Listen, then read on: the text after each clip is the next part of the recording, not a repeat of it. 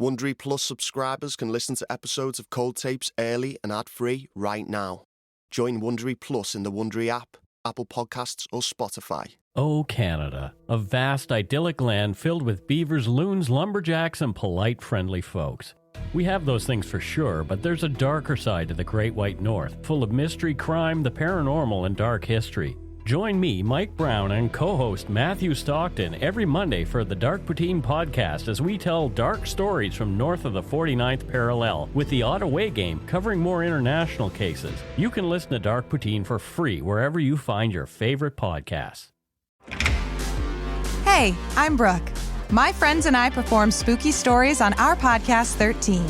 13 is a movie for your ears with immersive sound design and music from our composer. And we're not reading you the same old ghost stories from Reddit. With original stories from our in-house writers and submissions from up-and-coming authors, 13 will make you smile, break your heart, and have you wishing for a nightlight. Atmospheric, slow burn, always spooky, and sometimes sexy. Our friends are some of the best voice actors and writers in our little corner of the podcast industry.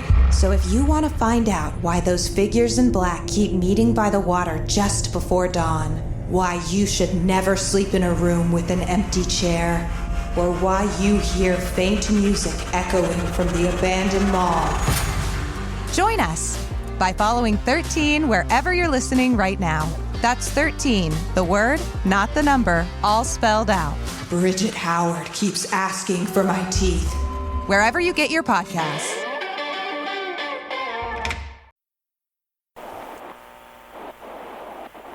Hello? Dr. Batra? God. Jasleen? Hello? Yes, hi. Ah, great. Hi, we're here. We? Sorry. Yes, sorry, Johan is with me. He found me spraying one of the sleds, so I had to explain what you'd asked me to do. Anyway, he's up to speed and wanted to be on the call, so That's fine. Hi, Johan. Yeah, hi, Tessa. Well, look, just a quick reminder, these calls are being recorded, yeah? So for the log, the time is 19:04 GMT here in London on the 26th of June, 2023. So, Jasleen, I'm hoping you've got some details for me. I do indeed. Sorry for the delay. You were absolutely right to tell me to look at the ceiling. Yeah, how so? Well, there wasn't much, but as you will see, there's enough to show up a number of spots. I imagine that they would be cast off from the murder weapon, swinging, perhaps, or when it made contact. Right, yeah, well, once we receive the photos, our BPA will take a wee look. BPA? Blood pattern analyst. I can't imagine any other way the blood would have found its way to the ceiling of the locker room. Mm-hmm. I also have test results from the other coats. These include those that were hanging in the locker room. I also included any coats that were being kept in people's bedrooms. Yeah, I thought it would be best to be comprehensive. I found some coats put in people's rooms that Jasleen had missed. Yeah, it was only one coat. And Anders' spare coat. But we wanted to make sure no stone was unturned. No, it sounds like a good call, Jasleen. Sorry, I think we're jumping ahead. So, results of spraying them with the sodium perborate solution. At first, I found what appeared to be a few tiny spatters of blood. Okay.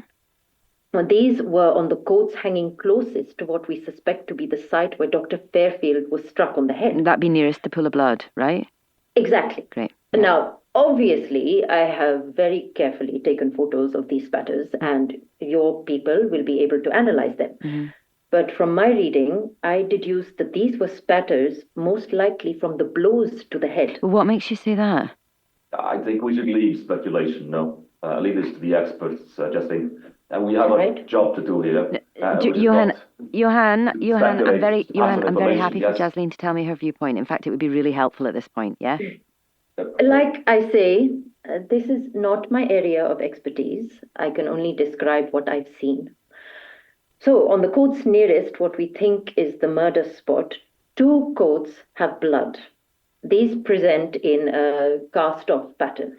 just a few droplets or blood stains. Mm-hmm. One would surmise this is spatter from the attack. Whose coats are these? Anders and Luca. Mm-hmm. But to clarify, there were not many. I'd imagine you'd see more if either of the coats had been worn by the perpetrator, and there are no smears, which one might expect to see present on a coat that was used to move a body that was heavily bleeding. Yeah, you're absolutely correct about that. Can I hope, did we find that type of pattern on any of the coats? Well, I mean, obviously, my coat and Matteo's are contaminated, that's the word, yes, because we brought through back. Well, yeah, of course. If possible, though, Johan, it would be good to get both your coats bagged up and sealed as evidence. I'm going to need to test them down the line. Of course. Any blood present on any of the other coats? Well, this is where it gets interesting. There was a larger amount of blood present on one other coat. This one, though, was on the other side of the room. Once sprayed, I saw what looked like a smearing pattern. But as the coat looked quite clean to the naked eye, I wondered if this coat was wiped down. Wiped down? How do you mean? You know, like cleaned up with a cloth, soap and water, maybe even bleach. Did you smell bleach? No. What, any signs of bloodied cloths or cleaning materials, anything like that? We didn't find anything like that, no. But these could have been disposed of. Yeah, sure. Sorry, I'm really finding this speculation a little bit uncomfortable. This is not our job. The responsibility should... Johan, please. Johan, I'm not there. I need this type of thinking, okay? Yeah. Jasleen, please go on. Well, that was it, really. We can't find anything used to do the cleanup. Okay. Well, the most important question. Whose coat looks like it's been wiped down? Sienna's. Okay. Right. Look, I need to get those photos, like, ASAP. And I'm going to have to speak to the blood spatter expert about all of this. Right. I'm sending them over to you right now. Yeah, great. Okay. It's uploading. Hopefully they will come through to you shortly. Signal strength seems good for once. Good. Yes, brilliant. It's come through. Gotta love modern technology. Yeah, when it works. Okay, so look, the location of the coats in the locker room, that's going to be of tantamount importance, right? Yeah, I'd already sent you through the photos of the locker room before anything was touched. Yeah, I got that, yeah. Yeah, and obviously things were moved after the murder. Other people would have touched things before we all understood exactly what was happening. No, listen, I get it. You're all doing your best there. It's hard to treat someone as a murder scene if you don't even know you're dealing with a murder, yeah? Yeah, that's right. There's going to be evidence that's not watertight. I know that. But this isn't your responsibility, okay? Okay, got it. I'm sensing you're feeling the pressure there, but this case is my responsibility. It's not yours. I want you to understand that, yeah? Great. Thank you. Yeah, and I am extremely grateful for your input. Yeah? Yeah, okay. Listen, I'm going to need you to bag up and seal Anders and Luca's and obviously Sienna's coat too.